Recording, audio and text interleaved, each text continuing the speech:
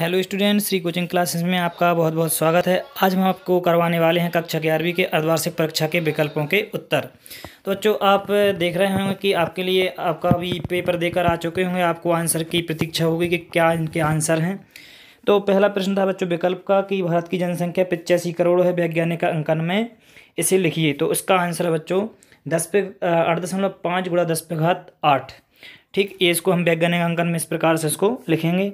और इसके बाद जो दूसरा प्रश्न था कि एक मोल विलेय में समाविष्ट करता है, तो उसका आंसर है विलाय के 1000 ग्राम में। इसके बाद तीसरा प्रश्न कि ताप का ऐसा ही मात्रक क्या है, तो यहाँ पर के उसमें ऑप्शन में दिया हुआ था, तो इसका आंसर हो जाएगा के यानी केल्विन। और प्रश्न क्रमांक चौथा है कि हेस के नियम से संबंधित है, या हेस का नियम संबंधित है, किससे था संबंधित, तो उसका ऑप्शन नंबर जो तीसरा है अभिक्रिया ऊष्मा में परिवर्तन से। ठीक है। इसके बाद पांचवा प्रश्न था कि आधुनिक आवर्त नियम निम्नलिखित में से किसे व्यक्त करता है, तो इसका सही आंसर है परमाणु संख्या। तो ये थे बच्चों प्रश्न क्रमांक पहले के विकल्प के उत्तर। इसके बाद हम बढ़ते हैं आगे और चलते हैं नेक्स्ट प्रश्न क्रमांक दूसरा। प्रश्न क्रमांक दूसरे में बच्चों खाली स्थान पूछे थे, रिक्त स्थानों की पूर्ति कीजिए। तो उसमें पूछा था कि रासायनिक समीकरण में भाग लेने वाले पदार्थ खाली स्थान कहलाते हैं, तो उसका सही आंसर है अभिकारक कहलाते हैं, या इन्हीं को क्रिया कारक भी लिख सकते हैं। इसके बाद प्रश्न क्रमांक दूसरा था कि आयोडीन युक्त नमक में NaCl के साथ कुछ मात्रा में मिला होता है, तो सोडियम आयोडाइड। आपने सुना होगा बच्चों कि नमक में आयोडीन उपस्थित रहता है, तो वो किस रूप में रहता है, तो Na के रूप में उसमें उपस्थित रहता है, जिसको हम हिंदी में सोडियम आयोडाइड बोलते हैं। इसका रासायनिक नाम Na का सोडियम आयोडाइड है, तो आप सोडियम आयोडाइड भी लिख सकते हैं। इसके बाद प्रश्न क्रमांक जो तीसरा था खाली स्थान का, दहन ऊर्जा डेल्टा H का मान सदैव खाली स्थान होता है, तो सदैव कैसा होता है, धनात्मक होता है, उसका मान हमेशा धनात्मक में लिखा जाता है, डेल्टा H बराबर पॉजिटिव। ठीक है। इसके बाद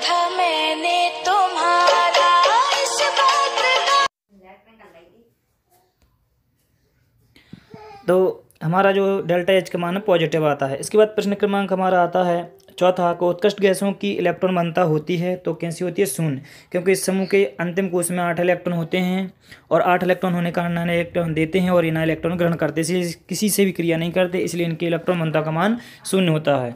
और प्रश्न क्रमांक जो पाँचवा है कि एक तत्व का परमाणु क्रमांक 20 है, इसे आवर्त सारणी में खालिस्तान समूह में रखा जाएगा, तो इसे द्वितीय समूह में रखा जाएगा। और ये द्वितीय समूह का तत्व कैल्शियम इसका नाम है, 20 क्रमांक इसी का है, आप देख सकते हैं कि द्वितीय समूह में इसको रखा गया है। इसके बाद प्रश्न क्रमांक जो तीसरा है हमारा, उसमें पूछी गई हैं बच्चों जोड़ियाँ, और जोड़ियों में यहाँ पर ज़्यादा थी इसलिए हमने यहाँ पर लिखा नहीं, इसका आंसर आगे लिख दिया। कौन सा इसका उत्तर होगा हम आपको बता देते हैं कि पहला था कि पाउली का अपवर्जन नियम। तो पाउली का अपवर्जन नियम जो इसका ऑप्शन नंबर दूसरा था 12 नंबर का, कि किसी परमाणु में 2 इलेक्ट्रॉन की चारों क्वांटम संख्याओं का मान समान नहीं होता।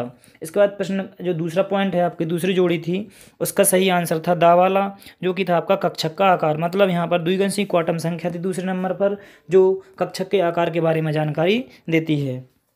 इसके बाद प्रश्न क्रमांक तीसरा था जोड़ियों का कि आपबाहु का नियम किससे संबंधित था, तो इसका आंसर था ई वाला, जो ई ऑप्शन था कि परमाणु की अवस्था में कक्षक उनकी बढ़ती हुई ऊर्जा स्तर के क्रम में भरे जाते हैं। ठीक है। इसके बाद प्रश्न क्रमांक मतलब जो ऑप्शन नंबर चौथा था जोड़ियों का, वो था कि मुख्य क्वांटम संख्या का जो आंसर था वो था चौथे का आ वाला ऑप्शन, जो कि था सदैव धनात्मक होता है। ठीक, मुख्य क्वांटम संख्या का मान हमेशा कैसा होता है, धनात्मक होता है। और उसके बाद पांचवा था कि हाइजेनबर्ग का अनिश्चितता का नियम संबंधित था किससे था, तो इसका ऑप्शन था नंबर सही सा वाला।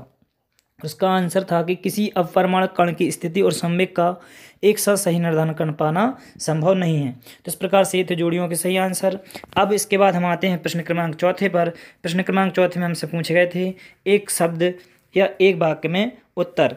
तो यहाँ पर बच्चों पहला प्रश्न तो जो था अपना वो पूछा था कि कितने तत्व ज्ञात हैं, सिर्फ इतना प्रश्न था। तो बच्चों आवर्त सारणी में आपके सिलेबस के हिसाब से अगर देखें तो 112 तत्व जो हैं ज्ञात हैं। ठीक है, बाकी अभी इनकी खोज नहीं हुई है। ठीक है, इस सिलेबस में आपके इतने ही इसका आंसर दिया हुआ है। इसके बाद आते हैं हम दूसरे प्रश्न पर कि परमाणु द्रव्यमान की मानक इकाई क्या है। तो परमाणु द्रव्यमान की मानक इकाई होती है AMU, इसका हिंदी होता है परमाणु द्रव्यमान इकाई। ठीक है, परमाणु द्रव्यमान इकाई भी इसका आंसर लिख सकते हैं और AMU भी इसका आंसर लिख सकते हैं। इसके बाद प्रश्न क्रमांक तीसरा था कि सोडियम का परमाणु द्रव्यमान 23 AMU है, तो उसके 6.022 गुणा 10⁻23 परमाणुओं का द्रव्यमान क्या होगा, तो उसका सही आंसर है 23 ग्राम। ठीक है। सोडियम का परमाणु क्रमांक 23 होता है और इसका परमाणु भार इसका 23 होता है, तो उसका जो आंसर हो जाएगा वो 23 ग्राम हो जाएगा।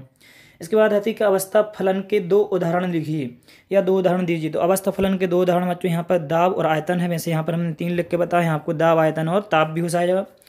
इसके बाद आता है प्रश्न क्रमांक 5वां कि क्रमिक आयनिक ऊर्जा का क्रम लिखिए। तो क्रम से लिखना था, तो प्रथम आयनन ऊर्जा को हम IE1 से दर्शाते हैं, द्वितीय आयनन ऊर्जा का मान IE2 से और तृतीय आयनन ऊर्जा का मान हम IE3 से दर्शाते हैं। तो इस प्रकार से ये उनका क्रम हो जाएगा। तो ये थे बच्चों आपके विकल्पों के आंसर।